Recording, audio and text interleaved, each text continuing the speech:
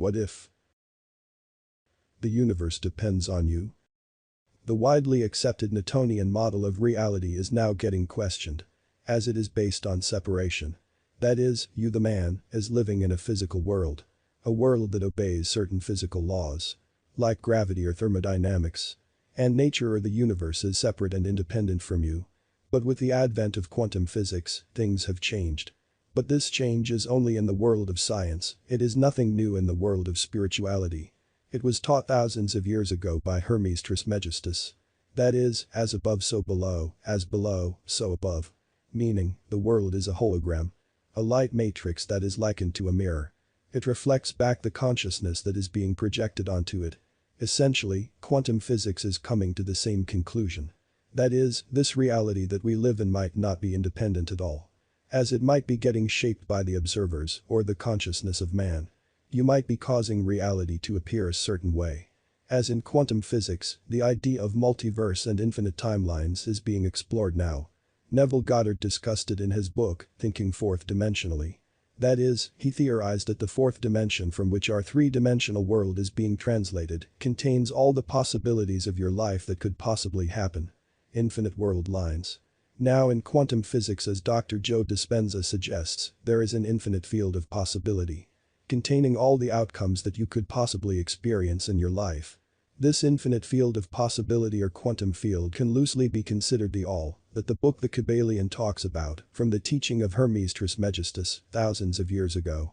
To put it simply, if there is a field of infinite possibility and it contains all the possible outcomes of your life already, what determines which timeline you are experiencing now? Time is a 3D thing only. It is just a concept that is helpful in linear life that we live in this three-dimensional reality. Thus, time doesn't exist. So, in the higher dimension, all that you could be already is a fact. But you are here, living this limited life in this particular timeline. What is determining this particular timeline for you from the infinite possibilities in the fourth dimension? This is where the Newtonian model is slowly crumbling. And we are slowly moving from separation to unity consciousness. That is, the quantum field responds to the consciousness that is interacting with it via thoughts, feelings, and its state of being. This field is materializing that outcome or timeline for you that you have accepted for yourself via your state of being, thoughts and feelings. What you believe yourself to be, the mirror reflects back at you. If you do not smile in the mirror, you will not be shown a happy face. The mirror depends on you for its reflections. If you smile, it reflects a smile. The all, God, source, the quantum field, is mirroring your inner world. As the all, intended creation to experience infinite existences. Unique experiences, all the way to infinity. You see, the all will not meddle with your freedom of choice, as that spoils the fun. As it wants to experience unique adventures in life. Thus, in a way, it depends on you, the consciousness living a unique life, to continue the expansion of the all. Your freedom of choice is available to you at any given moment. You can right now smile into the mirror of infinity. And with some delay but invariably, it will smile back at you. The delay is only in the three-dimensional world. As this experience is linear. It must follow a series of events to lead up to the change in the mirror. But invariably, it must reflect what the individual is projecting to it. As it is being translated from the fourth dimension where it is already a fact that Neville talks about. Thus, if you persist in your assumption of who you want to be, it must obey. The mirror has no will of its own. If it did, there would be no authentic experience of the all. The all intends to experience what it is like to be you, in this now. And it cannot have this experience if it forces its will upon you. You see, the infinite has made itself limited to have a genuine adventure of being you. It depends upon you, in this now, as its focus point, to choose its experience.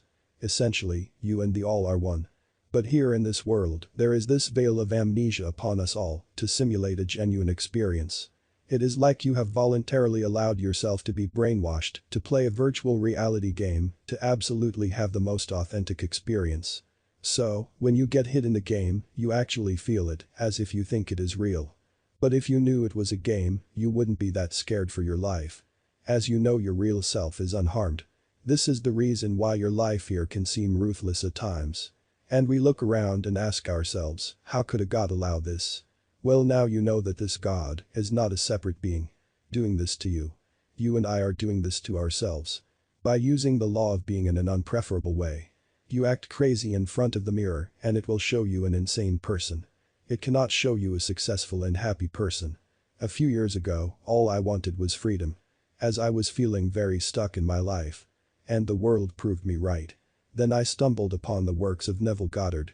At that point in my life, I couldn't wrap my head around the notion that an all-loving God is putting me through all this pain. Either I am doing something wrong, or what I have been told about God is false. You see, God didn't reveal Neville's teachings to me out of his kindness, as the past me would assume. As I was told that God is a separate being and it has a will, and it decides who to save and who to not save. I presented to the mirror a question. The mirror responded with Neville. Then I proceeded to present to the mirror the consciousness of freedom, it responded back. Mind you, my environment that I felt stuck in didn't change. What changed was my inner world. I just felt amazing. I lived in a condo with a free gym, but I didn't go there for over a year. Why? Because I felt stuck in my mind. There were so many cool things around me for free that I didn't do, because I was a man living in the consciousness of a man who is stuck in life. Thus, I couldn't see all the awesomeness around me. And then what felt like an instant change in me, I began to notice all the freedom around me.